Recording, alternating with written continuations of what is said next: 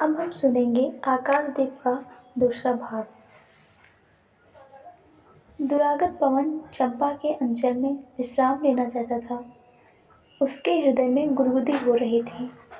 आज न जाने क्यों वह बेसुध थी। एक दीर्घकाय दृढ़ पुरुष ने उसकी पीठ पर हाथ रखकर चमत्कृत कर दिया। उसने फिर कर कहा, बुद्धगुप्त, बावली हो क्या? यहाँ बैठी हुई अभी तक दीप जला रही हो? तुम्हें यह काम करना है? क्षीर निधि साई, अनंत की प्रसन्नता के लिए क्या दासियों से आकाशदीप जलवाएं?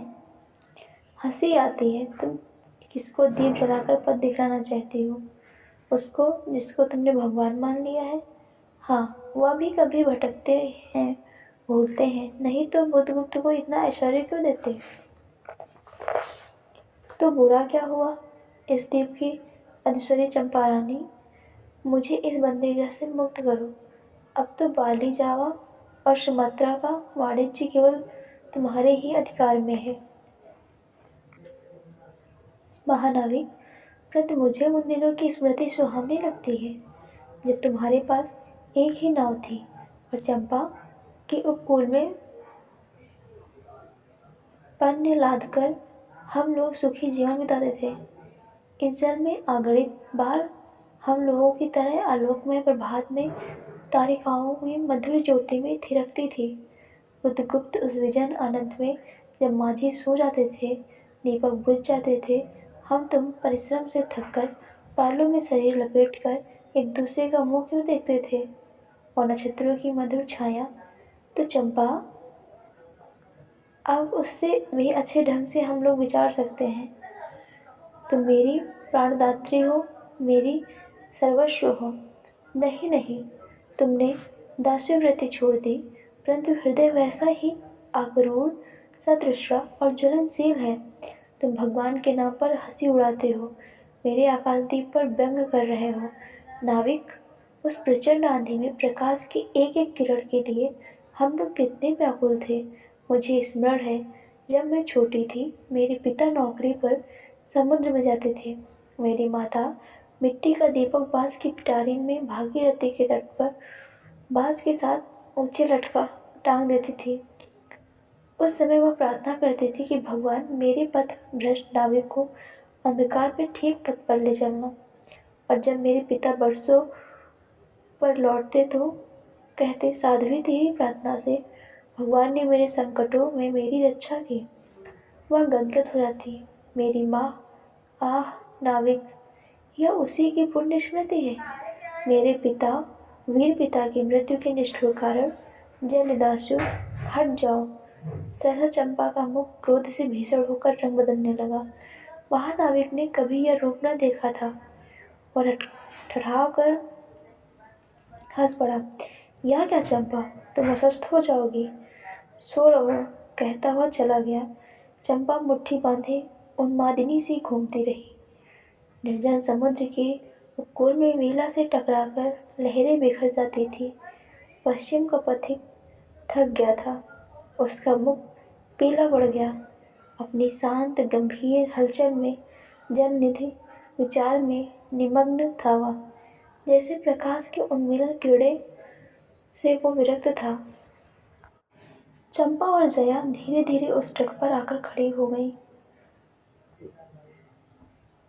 तरंग से उठते हुए पवन ने उनके वसन को अस्त व्यस्त कर दिया। जया के संकेत से एक छोटी सी नौका आई। दोनों के उस पर बैठते ही नाविक उतर गया। जया नाव खेने लगी। चंपा मुग्ध से समुद्र के उदास वातावरण में अपने को मिश्रित कर देना चाहती थी। इतना जल, इतनी शीतलता, हृदय की प्यास न बुझी।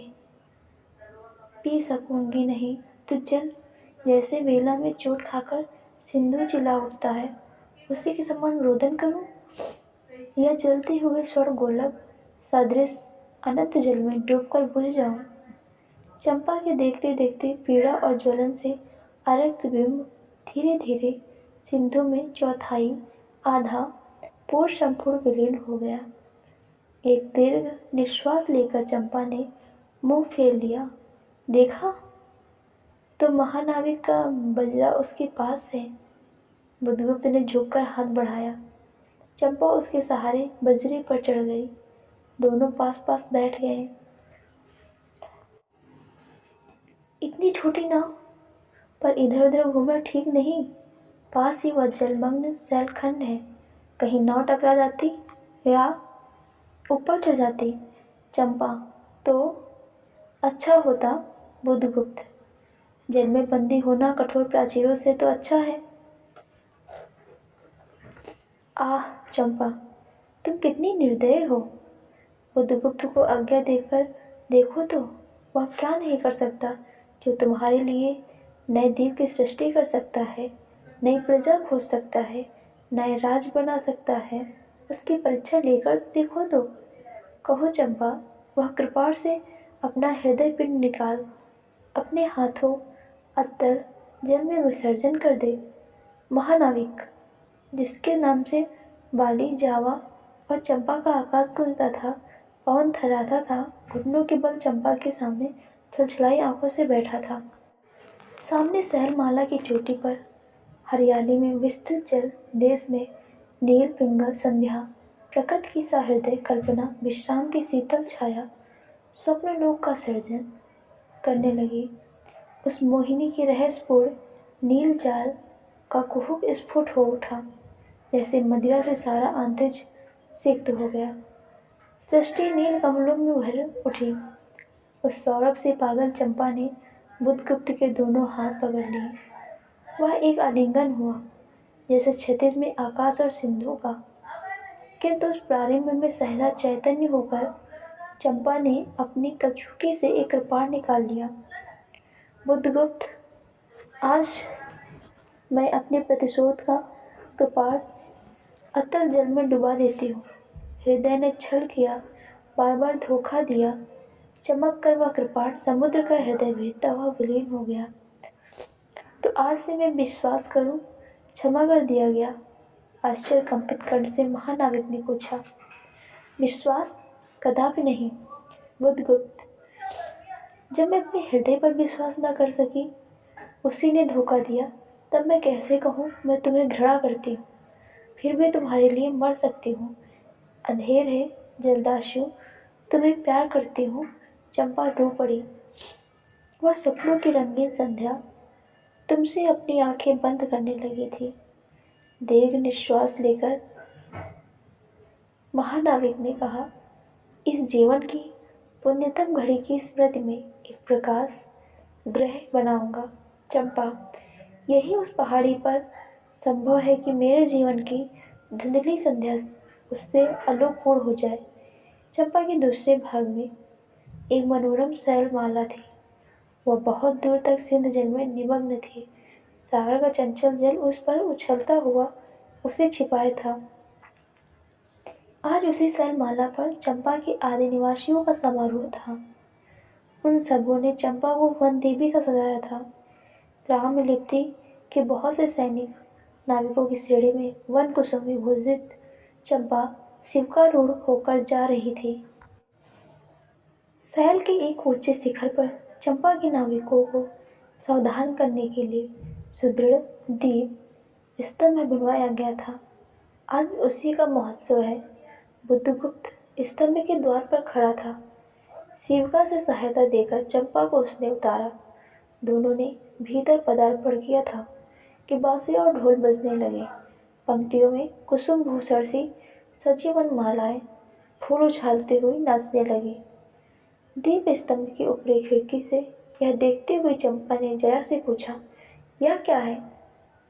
जया, इतनी बालिकाएं कहाँ से बटोर लाई? आज रानी का ब्याह है ना? कहकर जया ने हंस दिया। बुद्धगुप्त विस्तृत जलनिधि की ओर देख रहा था। उसे झकझोर चंपा ने पूछा, क्या यह सच है? यदि तुम्हारी इच्छा हो तो यह सच भी हो सकता है। चंपा, कितनी वर्षों से मैं ज्वालामुखी को अपनी छाती में दबाए हूँ। चुप रहो महानाविक। क्या मुझे निसहाय और कंगाल जानकर तुमने आज सब प्रतिशोध लेना चाहा? मैं तुम्हारे पिता का घातक नहीं हूँ चंपा। वह एक दूसरे दासियों के शस्त्र से मरे। यदि मैं इसका विश्वास कर सकती बुद्धगुप्त, वह दिन कितना सुंदर होता, वह क्षण कितना स्पर्शहीन। आह, तुम इस निष्ठुरता में भी कितने महान होते। जया नीचे चली गई थी। स्तंभ के संकीर्ण प्रकोष्ठ में बुद्धगुप्त और चंपा एकांत में एक दूसरे के सामने बैठे थे। बुद्धगुप्त ने चंपा के पैर पकड़ लिए, उच्छ्वासित शब्दों में कहने लगा, चंपा, हम लोग जन्मभूमि भारतवर्ष से कितनी दूर इन निरीह प्राणियों में इंद्र और सांची के समान पूजित हैं। स्मरण होता है वह दार्शनिकों का देश, वह महिमा की प्रतिमा, मुझे वह स्मृति नित्य आकर्षित करती है।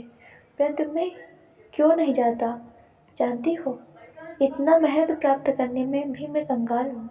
मेरा पत्थर सा हृदय एक दिन सहसा तुम्हारे स्पर्श से चंद्रकांत मणि ही तरह द्रवित हुआ। चंपा, मैं ईश्वर को नहीं मानता, मैं पाप को नहीं मानता, मैं दया को नहीं समझ सकता, मैं उस लोक में विश्वास नहीं करता, पर मुझे अपने हृदय की एक दुर्बल अंश पर श्रद्धा हो चली। तुम न जाने कैसे एक बहकी हुई तारिका के समान मेरे शून्य में उदित हो गई। आलोक की कोमल रेखा इस निवर्तन में मुस्कुराने लगी। पशु बल और धन के पाशक के मन में किसी शांत और एकांत कामना की हंसी खिलखिलाने लगी, पर मैं ना हंस सका। चलोगी चंपा, बोध वाहिनी पर असंख्य धनराशि लादकर राजरानी सी जन्मभूमि के अंक में आज हमारा परिणय हो। कल ही हम लोग भारत के लिए प्रस्थान करें। महानाविक बुद्धगुप्त की आज्ञा। सिंधु की लहरें मानती हैं कि वे स्वयं उस पोतपुंज को दक्षिण पवन के सामने भारत में पहुंचा देंगे। आह चंपा, चलो। चंपा ने उसके हाथ पकड़ लिए कि किसी आकस्मिक झटके ने एक पल भर के लिए दोनों के अधरों को मिला दिया। सहसा चैतन्य होकर चंपा ने कहा, बुद्धगुप्त, मेरे लिए सब मिट्टी है, सब जल तरल है, सब पवन शीतल है। कोई विशेष आकांक्षा हृदय में अग्नि के समान प्रज्वलित नहीं। सब मिलकर मेरे लिए एक शून्य है। प्रिय नाविक, तुम स्वदेश लौट जाओ विभव को सुख भोगने के लिए और मुझे छोड़ दो इन निरीह भोले भाले प्राणियों के दुख की सहानुभूति और सेवा के लिए। तब मैं अवश्य चला जाऊंगा चंपा। यह कहकर मैं अपने हृदय का अधिकार रख सकूं, इसमें संदेह है। आह, उन लहरों में मेरा विनाश हो जाए। महानाविक के उच्छ्वास में विकलता थी। फिर उसने पूछा, तुम अकेली यहाँ क्या करोगी? पहले विचार था कि कभी कभी इस दीप स्तंभ पर से आलोक जलाकर अपने पिता की समाधि का इस जल से अन्वेषण करूंगी, किंतु देखती हूँ मुझे भी इसी में जलना होगा, जैसे आकाश दीप।